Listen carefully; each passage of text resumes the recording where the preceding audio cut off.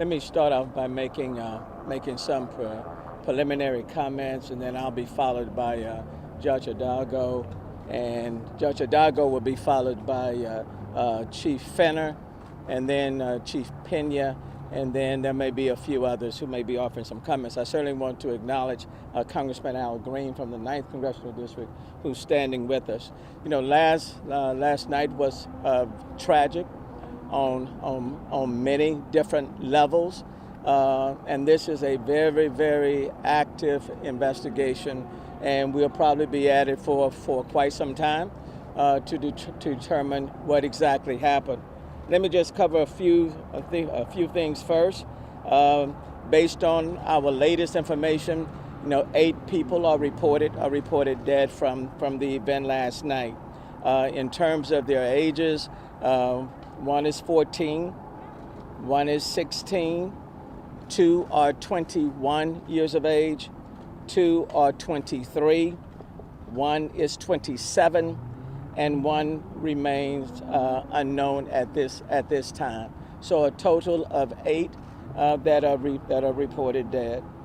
6 of the 8 family members have been notified, and we know that at least 1 is outside of Houston-Harris County, resided outside of Houston-Harris County. Based on last night, 25 were transported to the hospital. 13 are still hospitalized, including 5 that are under the age of 18. Based on the information that we currently have, no one is reported missing. So 0 persons are reporting missing. 4 of the 25 will have been discharged from the hospital. Let me just say, as it relates to what happened last night, as far as we are aware, I'm not aware of any incident of this kind that has taken place at any one of our special events, either on the county side, on the city side, pretty much in the last 40 years, where anybody has lost life.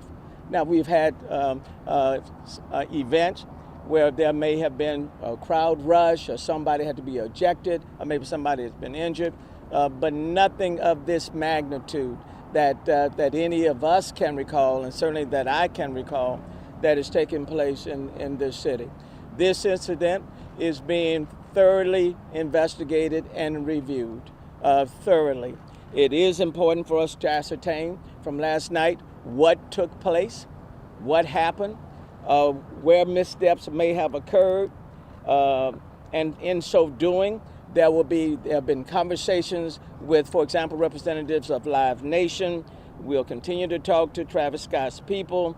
We'll talk to as many witnesses as we can who were present last night. We are talking with individuals who have been hospitalized to try to get a much better understanding of what took place, what went wrong, where were the missteps. Certainly, HPD and other law enforcement organizations will be looking at as much of the video footage as possible to try to ascertain what took place. We'll look at the security plans themselves. We'll look at the collaboration that took place between the county and the city, even leading up to this particular event. As you know, NRG is a county facility. This is where this incident occurred, but it also occurred inside the city of Houston. So we'll look in depth at the collaboration between the two entities. In terms of personnel, and Chief Fenner can go into this even more, but let me just say preliminarily, we know that there were about 528 HPD officers that provided security for the event, and an additional 755 persons representing private security that Live Nation had that was providing security at this particular facility. So there are let me just say to you, there are a lot of unanswered questions. And over the next several days, several weeks, could be even longer, we'll take an in-depth look at everything that took place, why it took place, what steps we can do moving forward. to mitigate an incident of this kind from taking place at any other point in time. Now, there are a lot of rumors on social media. Let me caution people not to buy into the rumors, okay? Because there are a lot of rumors. But nothing is left off the table in terms of